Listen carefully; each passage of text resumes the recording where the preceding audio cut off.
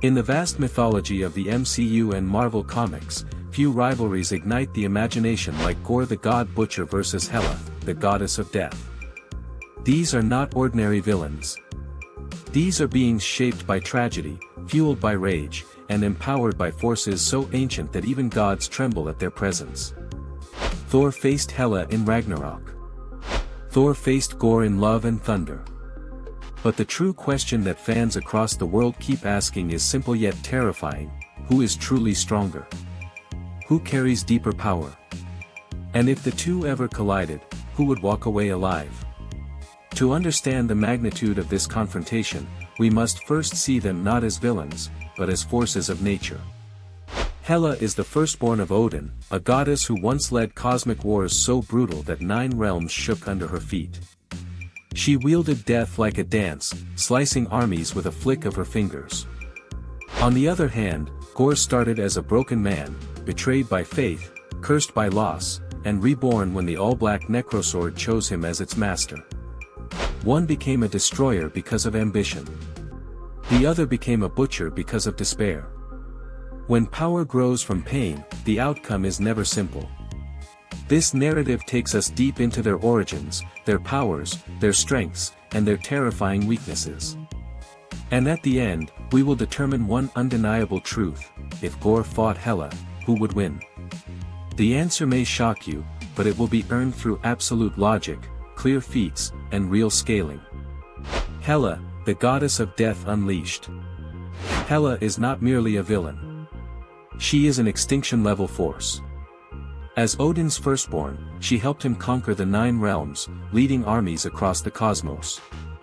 What makes her terrifying is not just her power, but her complete confidence in her own superiority. She destroyed Mjolnir with one hand. She tore through Asgardian armies as if they were made of paper. Even Thor, at the peak of awakening his lightning, could not overpower her. Every blade she creates carries the force of divine death.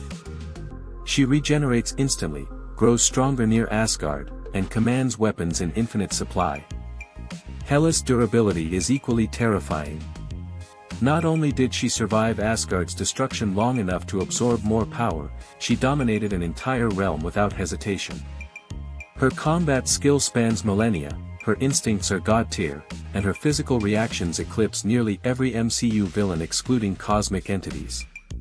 Yet even with all this power, Hela has one limitation: her connection to Asgard. Her full strength is tied to the realm. When Asgard thrives, she becomes unstoppable.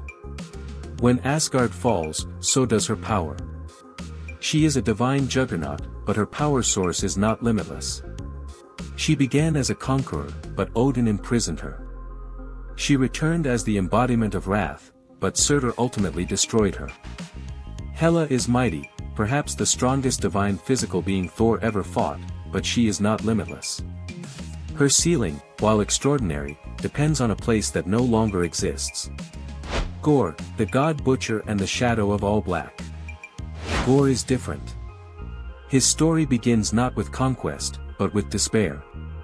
He watched his entire family die while gods remained silent. And when the All-Black Necrosword bonded to him, something unimaginable was born. The Necrosword is not a weapon, it is a living symbiote, a creation of Null, the King in Black. It grants Gorr superhuman strength, monstrous regeneration, shadow manipulation, and an army of dark constructs. Most terrifying of all, it makes him a god-killer not through skill, but through cosmic force. In Marvel Comics, Gorr slayed thousands of gods. He killed gods of war, gods of wisdom, gods of storms, and gods even older than time. He battled multiple Thors across eras, including a young Viking Thor, modern Thor, and King Thor with the Odin Force. And he nearly defeated all 3 at once.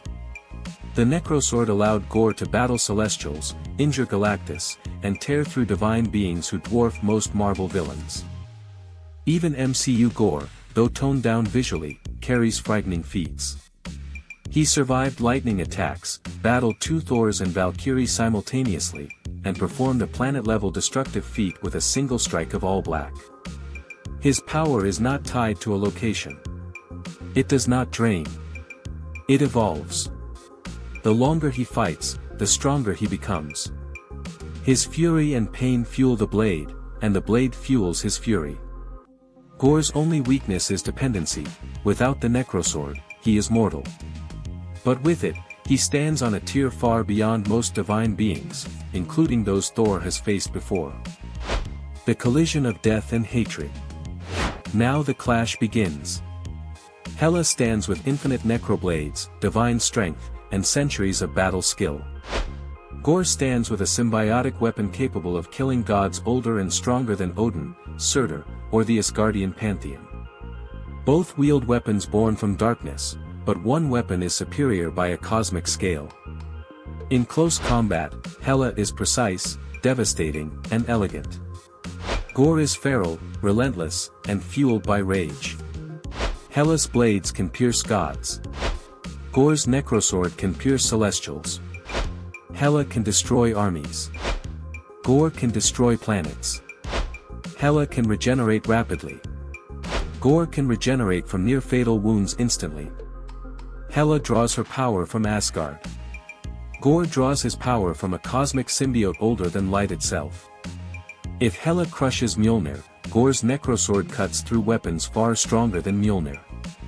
If Hela overwhelms Thor, Gorr overpowers 3 Thors. If Hela dominates realms, Gorr exterminates pantheons. This is not simply a battle of strength, it is a battle of limits. Hela's limit ends with divine power. Gorr's limit ends with cosmic annihilation. Hela cannot break All-Black. But All-Black can break Hela. Final result, who wins the ultimate battle? The answer is undeniable, logical, and supported by every feat across MCU and Marvel Comics. Hela is one of the most powerful divine beings Thor has ever faced. But Gorr, empowered by the All-Black Necrosword, stands on a level far beyond her. His weapon alone decides the fate of gods, celestials, and cosmic giants. His drive is unbreakable. His hatred is infinite. And the Necrosword amplifies him to a level Hela cannot physically match. In a one-on-one confrontation, Hela would strike first with overwhelming force, but Gorr would adapt instantly. Her blades would shatter against the darkness of All-Black. Her regeneration would fail against the cosmic poison of the Necrosword. Even her divine stature would crumble under Gorr's planet-splitting might. In the end, Hela is a goddess. Gorr is the slayer of gods. Final winner, Gorr the God Butcher. Stronger overall, Gorr. More powerful weapon, Gorr. Most likely to win in a real fight, Gorr. The God Butcher does not just end Hela. He ends everything she stands for. Check out my other videos for more epic character crossovers and battles. Thanks for watching, and stay happy and healthy.